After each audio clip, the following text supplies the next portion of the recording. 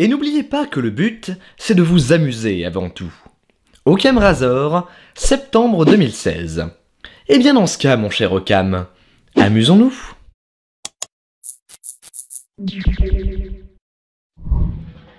Très bien, partons donc faire un tour du côté de la série pour y implémenter les mots zombies et télécommande. Je vois. Ok, ne faisons pas quelque chose de classique comme dans les émissions à la The Walking Dead, et prenons une définition un peu plus large du zombie, une plus moderne, plus réaliste.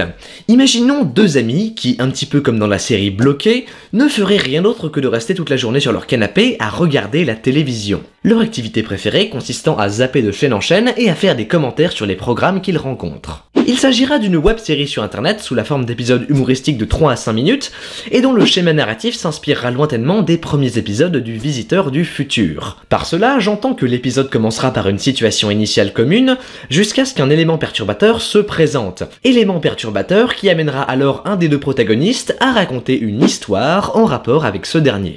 Mais la particularité de la série sera là. Cette histoire, racontée par les deux protagonistes, sera inspirée des programmes télévisuels qu'ils auront croisés durant tout l'épisode, ainsi que de leurs réactions et de leurs remarques sur ceux-ci. Chaque histoire se construira donc via un dialogue entre les deux amis, rebondissant chacun leur tour sur ce que dit la télé ou sur les remarques de l'autre. On peut par exemple imaginer un reportage sur le président au festival d'Angoulême suivi d'une couverture médiatique sur une manifestation récente, qui donneront aux deux protagonistes l'idée d'une grande bataille royale se déroulant à l'intérieur d'un festival de BD, ou bien encore la diffusion de l'émission On ne demande qu'à en rire suivi d'un épisode de Breaking Bad, qui leur donnera l'inspiration pour un film tournant autour d'un clown à la tête d'une immense mafia. It's me, Mario. C'est pitoyable.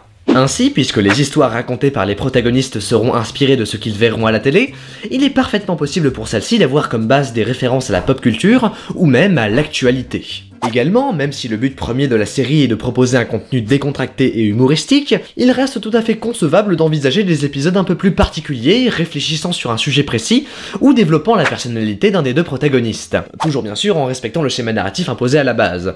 Comme par exemple une dispute entre les deux amis, qui chercheront alors à régler leur compte par le biais de l'histoire, en discréditant les propositions de l'autre, ou alors en plaçant des petites piques dans les actions de leurs personnages. Si l'on ne veut pas que la série ne devienne trop redondante, il faudra également ajouter de temps en temps quelques petites touches d'originalité et de rythme aux épisodes. Pour cela, il est par exemple possible de varier légèrement les situations initiales, comme avec un épisode commençant sur un des deux amis rentrant dans l'appartement avec sa nouvelle figurine fraîchement achetée, qui orientera l'histoire sur une parodie de Toy Story reprenant des personnages d'univers de manga. On pourrait même pousser ce procédé encore plus loin en apportant des variations au sein même des épisodes, comme avec l'apparition d'un flash spécial ou l'arrivée d'une notification sur le téléphone d'un des deux protagonistes qui donnerait soudainement un tout nouveau tournant à l'histoire. Enfin, si l'on veut que la web-série ait du succès, il faudra alors l'armer d'un épisode pilote plaçant la barre très haut avec quelque chose de marquant pour le spectateur, puis sortir le reste des épisodes de manière régulière pendant un certain temps. Il pourrait d'ailleurs être assez amusant de faire tourner l'histoire du premier épisode autour du thème du zombie, du vrai cette fois, histoire de faire un petit clin d'œil sympathique à l'inspiration originale de la série. Des zombies. Non, mais c'est ultra cliché ça. Des zombies communistes.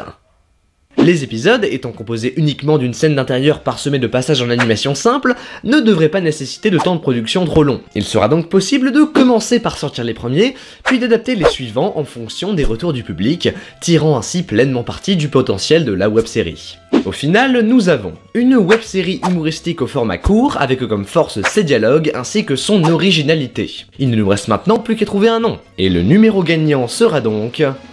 Zap.